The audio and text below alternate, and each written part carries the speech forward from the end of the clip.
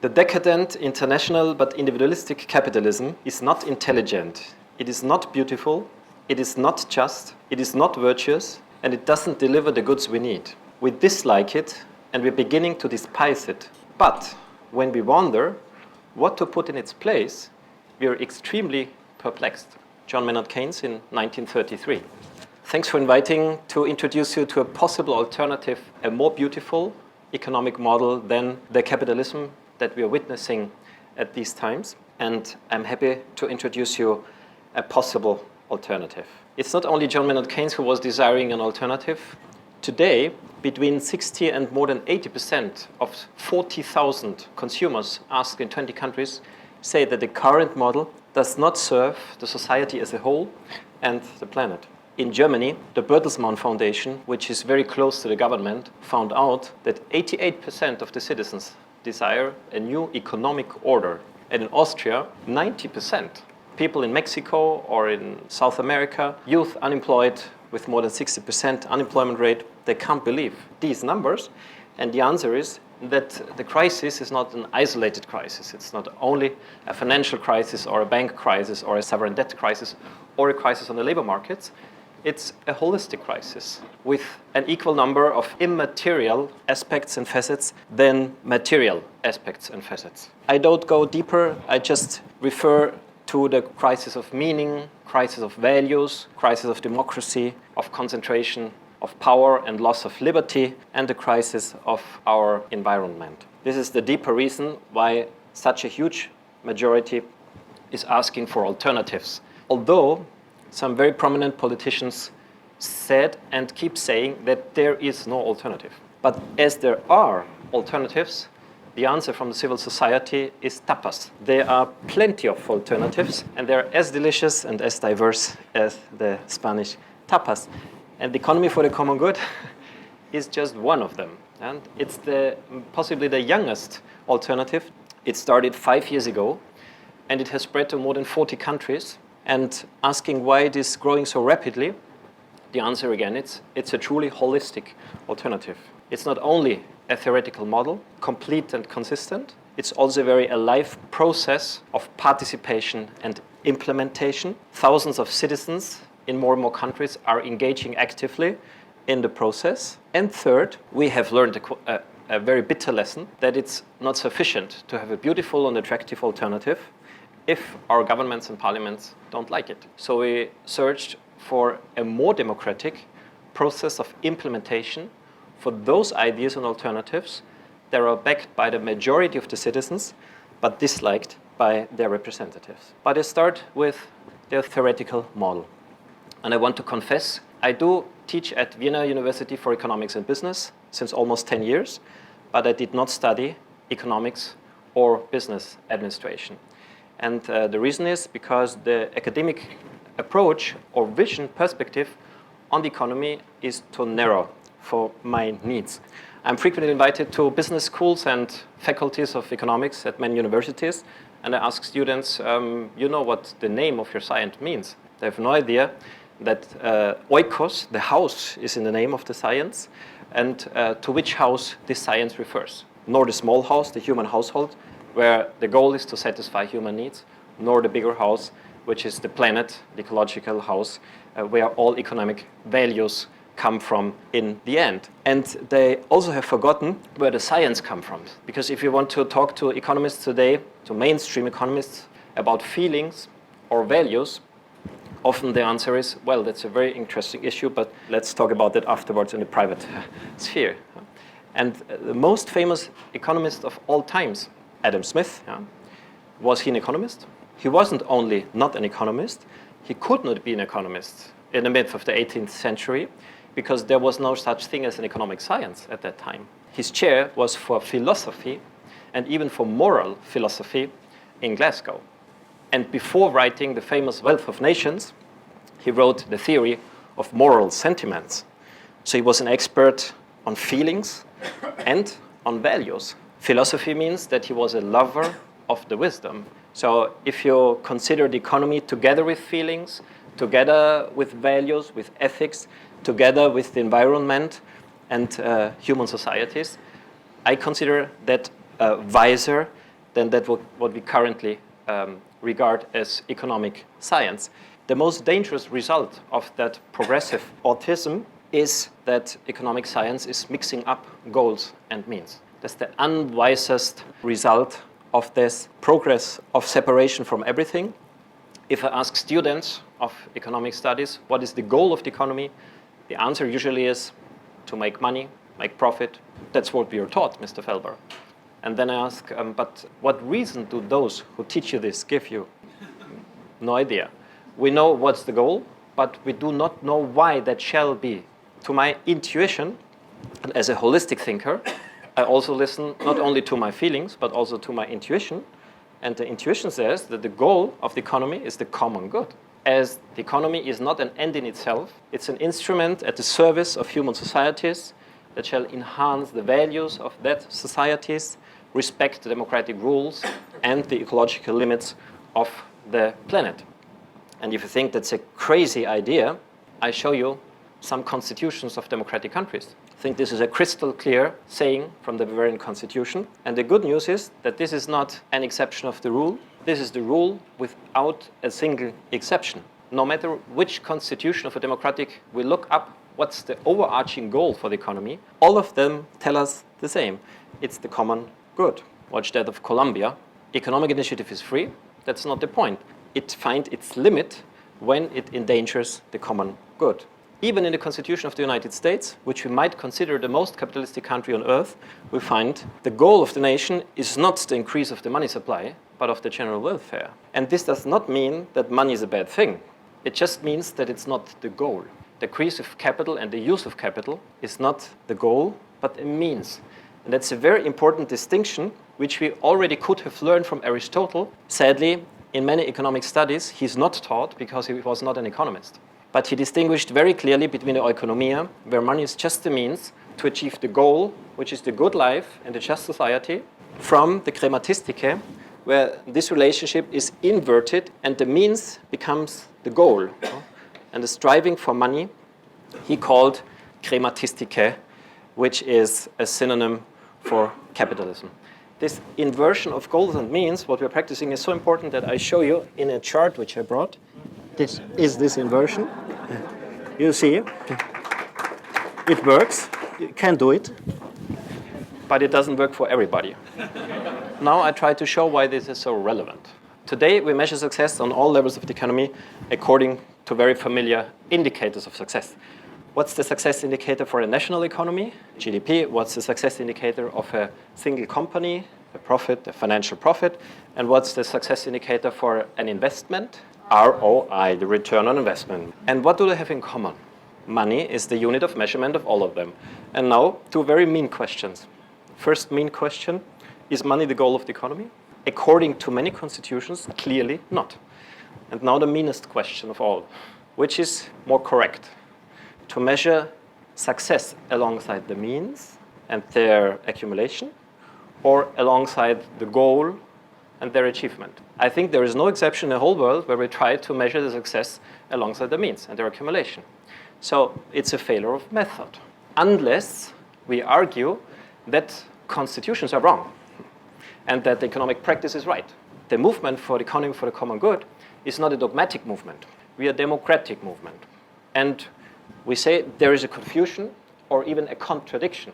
So let's clarify that. And if the free and sovereign citizens decide that the accumulation of capital shall be the goal of our economic activities, then we can continue with the present practice, but we ought to correct our constitutions. If the citizens agreed with the constitutions, the capital is only a means and the goal is the common good, then we ought to correct the way we measure success in the economy and adjust it to the goal that's in the constitutions and that we confirm democratically. And then we need different success indicators. And the next good news is that the German government asked their citizens if they want to continue with the GDP as the highest goal for the economic and social policy, or replace it by a more comprehensive indicator that measures life quality, common good, and happiness. And the result was that 18% of the German population, asked by its own government, preferred the GDP to continue to be the highest goal for the economic and social policy. and 67% prefer to replace it by a gross national happiness or a more comprehensive life quality indicator. And the next good news is that there are already some common good products. The OECD has developed the Better Life Index. The New Economics Foundation here in London has developed the Happy Planet Index. And maybe the most charming one is the gross national happiness in the tiny state of Bhutan. What are they doing? They're asking thousands of households every 2 years on all aspects of life quality. How are you in comparison to last year? Will your children be once better off than you? Only this question, asked in the 1970s in Germany, Austria, everybody would have agreed. And today, I think that's a decline of life quality. Do you trust your neighbors or the first person that comes along in the street? In Germany, trust in the public places has diminished by 50%, and fears of all kinds are sharply rising. How are the animals on the pasture? The trees in the wood? Is there still a wood in many countries? Can you eat the fish of the river? Our proposal is not to make copy and paste from the Bhutan and the gross national happiness, but to gather in our communities and municipalities where we live as free and sovereign citizens and compose the 20 most relevant ingredients of life quality to a common good index. And thanks to a process of synthesis, we create democratically the common good product. And if that rises, we will know for sure and reliably that our life conditions have improved a significant aspect, or there is less unemployment, less exclusion, less forced migration, less wars, more democracy and participation, healthier environment, more social cohesion, more solidarity and cooperation in the population, a deeper trust to our neighbors. And this is one reliable relationship, and another reliable relationship would be between the success of a single company and the success of the whole society. Do we have this relationship as a reliable one today? Is it possible that a company is successful and profitable and does good to everybody and the environment? Yes, it's possible. But the opposite is also possible. Is it possible that a company threefolds its profit and lays off thousands of employees and increases work pressure and contributes to burnout and mobbing rates and makes bigger inequality and discriminates against women and migrants and undermines democracy and destroys the environment? Very possible also. So there's no reliable relationship between the success of a single company and the success of society. Adam Smith had a very strong dream. He dreamt that free markets and private enterprises were led automatically to the common good. But the mechanism on which relied his dream was only hope. And hope is not a rigorous scientific method, is it? He once gave this hope a name, the invisible hand, but only once in a 800 pages book, only once. So it was a very hidden hope. Those who know him better assume that he referred to the hand of God. Today we know that the invisible hand is not only invisible, but it doesn't exist at all, and that God does not intervene in free markets. So to make Adam Smith's dream come true, we propose to create a visible hand. And the visible hand is the common good balance sheet. And the common good balance sheet makes a company can only be successful in financial terms if it makes wealthier the society. You see the horizontal orange line, values like dignity, solidarity, sustainability, justice and democracy, and you're probably familiar with these values. We did not invent them, we just looked them up in constitutions of democratic countries. And we ask to which degree and how authentically a company lives these values according to all its stakeholders. This is not a new method. A scorecard is a very familiar method. And in the fields of intersection, we define common good indicators. And the result, ethical efforts and achievements of a company could be made visible and distinguishable on every single product that we consider to buy in markets. And consumers will have a freer choice. The theory of a free market says that free markets are so efficient because the whole information is accessible to everybody. Does the average product in free markets tell us who produced it, under which working conditions, with which ecological impact, if the company is a solidary one or a capitalistic one, if it pays a fair tax share or hides its profits in tax havens, if it finances political parties or pressure groups in their own interest, or orders a scientific study that proves the harmlessness of the poisons contained in this product. Do we get this information? Usually, we don't. So markets today are systematically intransparent and thus cannot be efficient by definition. The common good balance sheet will make markets more efficient, first. And second, we will correct today's relationship between the prices of more ethical products and less ethical products. Because on an average, the more responsible, sustainable, regional, and ethical products are more expensive than the less ethical products, which enjoy a competitive advantage in today's economy, which we do not consider as beautiful. As already put it, we consider it as anti-ethical. This is not an intelligent design. A more intelligent design would be a truly ethical market economy where ethical products and services are more accessible because cheaper to consumers and investors than the less ethical products and companies. And how can we do it?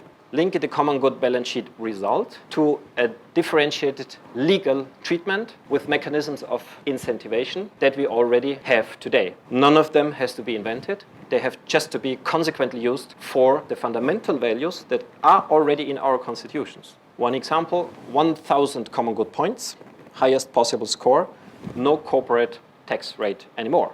But 0 common good points, well, the highest possible corporate tax rate.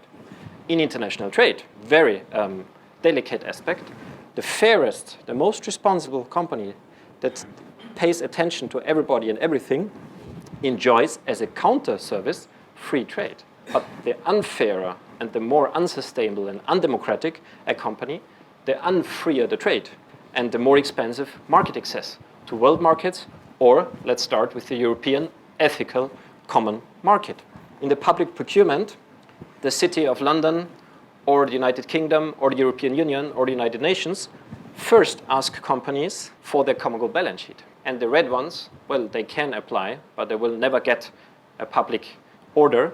And between the green ones and the yellow and maybe the orange ones, the public procurer also takes a second look at the price. And the banks for the common good, we are founding one at this very moment in Austria, the first bank for the common good, will first check ethical consequences of an investment before checking the financial risk of the loan requested. Mainstream economists and experts for finance consider an investment as successful if it generates a return on investment.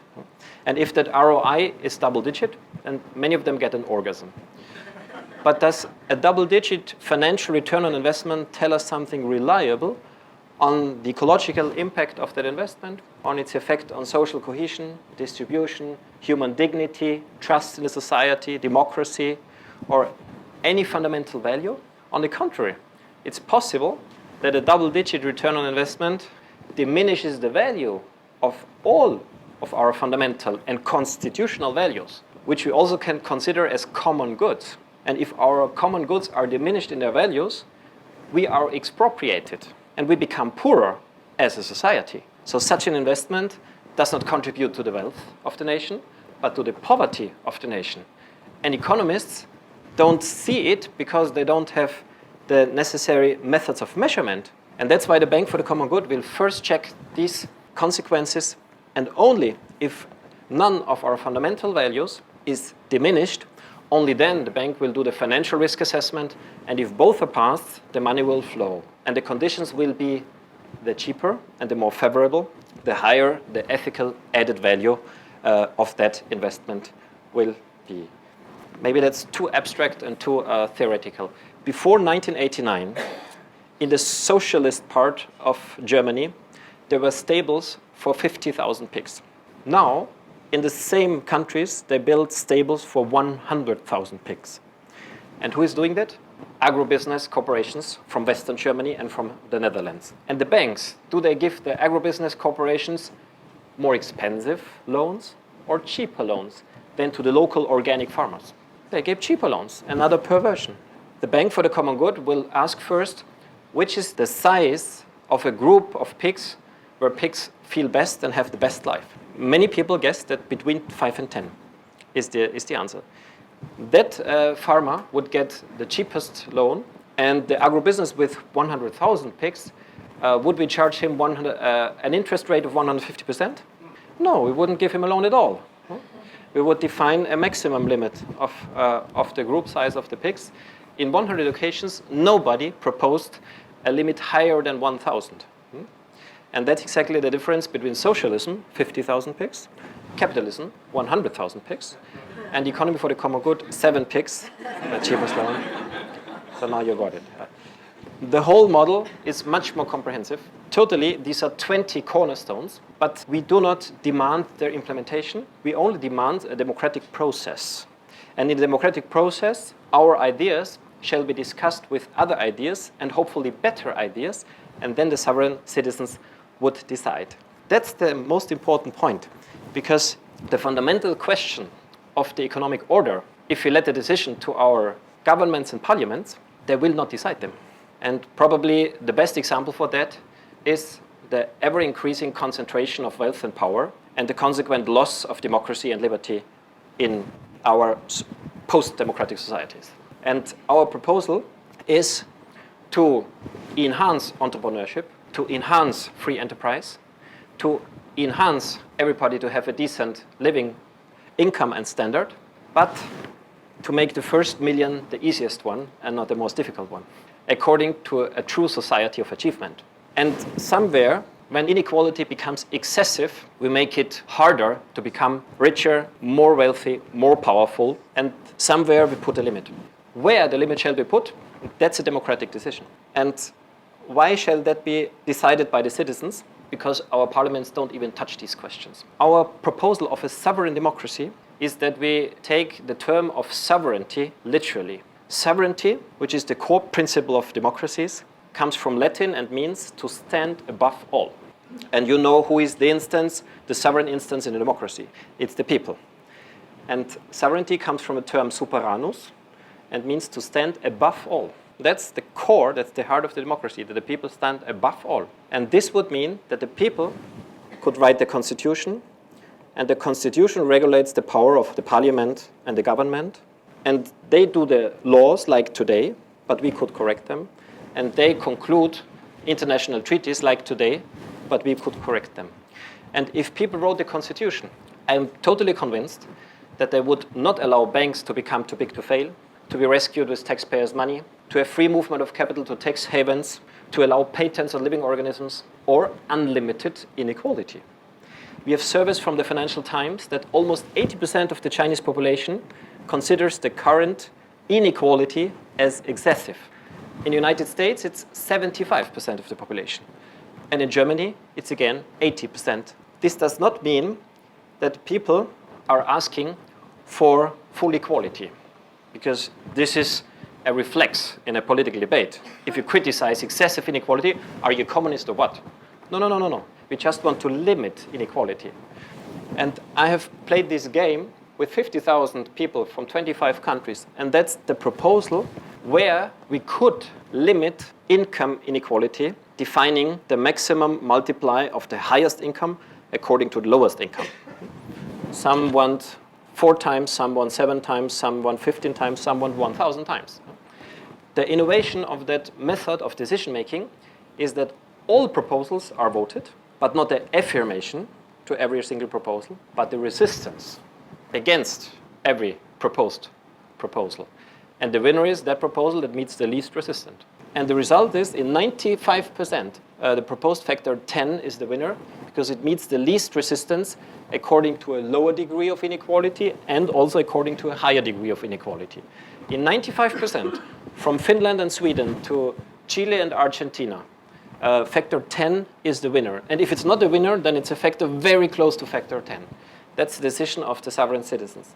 And this is the decision of our representatives in different countries. And this is just one example. I've collected almost 100 examples where in fundamental decisions, we have seen the example of GDP and gross national happiness, second example. In the fundamental decisions, our representatives decide not only differently, but almost the opposite of what citizens deem as just, ethical, and their priority.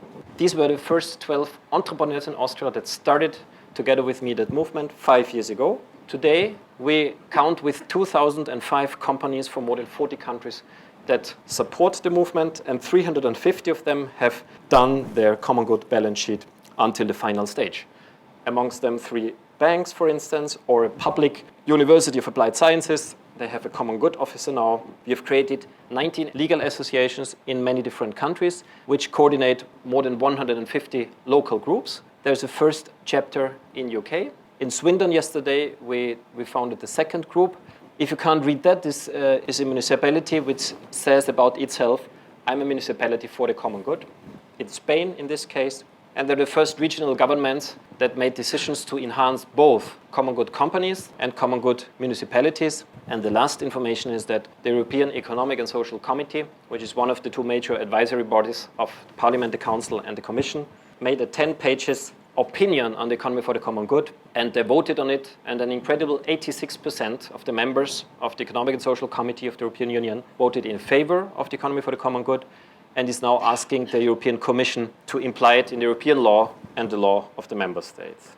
Still, our strategy is a bottom-up process, and we invite warmly every individual to join a local group or to found one. Every company can do the balance sheet, every community or municipality can become a common good municipality, and every university can start with research or training. This person encourages you to participate personally. His participation and his contribution was to define the human rights. And I think it was a good idea to engage for the Universal Declaration of the Human Rights, and maybe it's an equally good idea to engage for an economy for the common good.